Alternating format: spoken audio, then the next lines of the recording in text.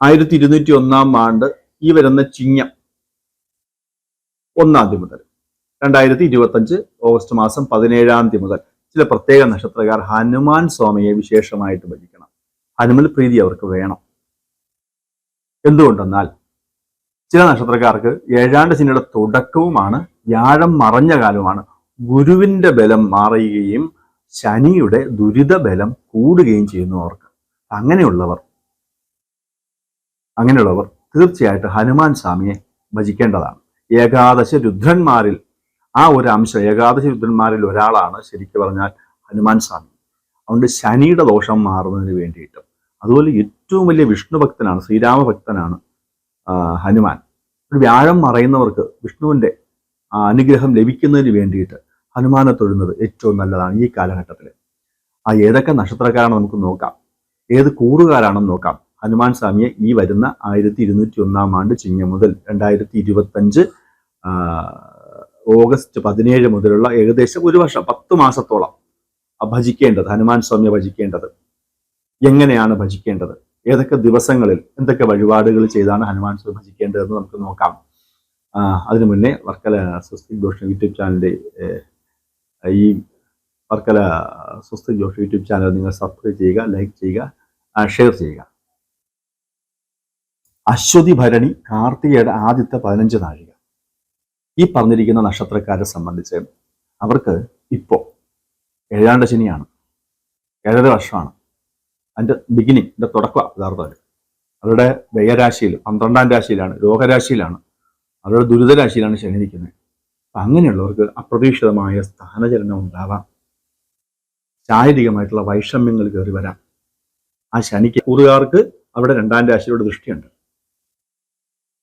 അപ്പോൾ ധനത്തിന്, കുടുംബത്തിന്, വാക്കിന് ഒക്കെ ക്ലേശം വരാം. ശനി ഏഴാണ്ട് ശനി തുടങ്ങിയോണ്ട് ആ ശനി അവരുടെ കുടുംബരാശിയിലോട്ടും ധനരാശിയും ദൃഷ്ടികളുണ്ട്. ഭർത്തവ്യം അഖിലം വിത്തം വാണി ചഷുഞ്ച ദക്ഷിണ എന്നാണ് അവനാൽ ഭരിക്കപ്പെടേണ്ടത്. അതാണ് കുടുംബം, നമ്മുടെ കുടുംബരാശി.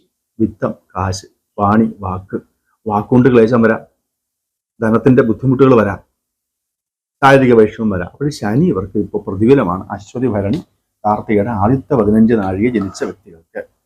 അതുപോലെ വ്യാഴം 3-ൽ മറഞ്ഞു അവർക്ക് സംബന്ധിച്ച് അവരുടെ ഭാഗ്യാധിപതിയായിട്ടുള്ള ഗുരു 3-ാം ഭാവത്തിൽ മറഞ്ഞു. 3-ാം ഭാവം സഹായരാശിയാണ്. അവിടെ വ്യാഴം വന്ന് മുറവിളി കൂട്ടും, ചുമ്മാ എല്ലാ കാര്യത്തിലും ഇടപെട്ടും. തർക്കം, വഴക്ക്, ക്ലേശം ഒന്നും നടക്കത്തുമില്ല. ചുമ്മാ ബഹളം മാത്രം വെച്ചുകൊണ്ടിരിക്കാനേ കിട്ടത്തുള്ളൂ. ന്യായമായിട്ട് കിട്ടേണ്ട കാര്യം പോലും അനുഭവത്തിൽ വരാതെ പോകും. താൻ എവിടെയൊക്കെ ആരെ കൊണ്ട് എന്തൊക്കെ ചെയ്യിച്ചു തന്നു അവരാരും തന്നെ മൈൻഡ് ചെയ്യത്തില്ല. അനുസരണക്കേടുണ്ടാവും. സൗഹൃദങ്ങളിൽ ക്ലേശം വരാം. 3-ാം ഭാവം സൗഹൃദവും കൂടെയാണ്. സഹോദരങ്ങളുമായിട്ട് ബന്ധങ്ങളിൽ ക്ലേശം വരാം. 3-ാം ഭാവത്തിൽ വ്യാഴം മറഞ്ഞാൽ കിട്ടേണ്ട ഗുണങ്ങൾ താമസിച്ചേ കിട്ടൂ, അല്ലെങ്കിൽ തടസ്സപ്പെട്ടു പോകും, അല്ലെങ്കിൽ നീണ്ടുപോകാം. വ്യാഴവും ശനിയും തീർത്തും പ്രതികൂലാവസ്ഥയിലാണ് ഈ പറഞ്ഞിരിക്കുന്ന അശ്വതി ഭരണി കാർത്തികയുടെ ആദ്യ 15 നാഴിക ജനിച്ചവർക്ക്. അവർക്ക് എന്താണ് ഇപ്പം ചെയ്യുന്നത്? ഒരുപാട് പരിചയങ്ങൾ, എല്ലാ ഭഗവാനും ചെന്ന് തൊഴുതൊന്നും ചെയ്യേണ്ട കാര്യമില്ല. അവർ പ്രധാനമായിട്ടും ഹനുമാൻ സ്വാമിയെ ഭജിക്കുക. വ്യാഴാഴ്ചയും ശനിയാഴ്ചയും ഈ 2 ദിവസം ചെയ്താൽ ഏറ്റവും വിശേഷം. വ്യാഴാഴ്ചയും ശനിയാഴ്ചയും ഹനുമാൻ സ്വാമി ഒക്കുന്ന വ്യാഴാഴ്ച ശനിയാഴ്ച എല്ലാം തന്നെ ഈ വരുന്ന 10 മാസത്തോളം തൊഴുത് ഭഗവാന് വിശേഷമായിട്ട് പഴവർഗ്ഗങ്ങൾ എന്തെങ്കിലും കൊണ്ടുവച്ച് പൂജ നടത്തുക, വെറ്റിലമാല ചാർത്തുന്ന വിശേഷം, അർച്ചന കൊടുക്കുക, വലത് വെച്ച് തൊഴുക, ഇങ്ങനെയുള്ള കാര്യങ്ങൾ വിശേഷം. ഏറ്റവും സിമ്പിളായ കാര്യം, നിവേദ്യ വസ്തുക്കളോടുകൂടി അർച്ചന ചെയ്യുക, ഏകാഗ്രമായിട്ട് പ്രാർത്ഥിക്കുക. ആ പറഞ്ഞ ദിവസങ്ങളിൽ ബ്രഹ്മചര്യം അനുഷ്ഠിച്ചാൽ അതിവിശേഷം. ഹനുമാനാവുണ്ട് മത്സ്യമാംസാദികളോട് ഒഴിവാക്കിയിട്ട് ബ്രഹ്മചര്യ നിഷ്ഠയോടുകൂടി ആ ഭഗവാനെ ഭജിച്ചാൽ അശ്വതി ഭരണി കാർത്തികയുടെ ആദ്യ 15 നാഴികക്കാർക്ക് വളരെ വിശേഷപ്പെട്ട ഫലം ലഭിക്കും, തീർച്ചയായിട്ടും ലഭിക്കും. ഈ നക്ഷത്രക്കാർ ഇങ്ങനെയുള്ള കാര്യങ്ങൾ ചെയ്യുന്നത് ഏറ്റവും നല്ലതാണ്. അതുപോലെ ശനിദോഷം ഉള്ളതുകൊണ്ട് ശനിയാഴ്ച ദിവസം ശാസ്താക്ഷേത്രങ്ങളിൽ ദർശനം നടത്തുന്നത് ഇവർക്ക് വളരെ വലിയ ആശ്വാസം നൽകും. ശനിദോഷത്തിന് വർക്കല സ്വസ്തിക് ജോഷം യൂട്യൂബ് ചാനലിന്റെ ഈ വീഡിയോ നിങ്ങൾക്ക് ഇഷ്ടപ്പെട്ട് കാണുമെന്ന് കരുതുന്നു. നന്ദി, നമസ്കാരം.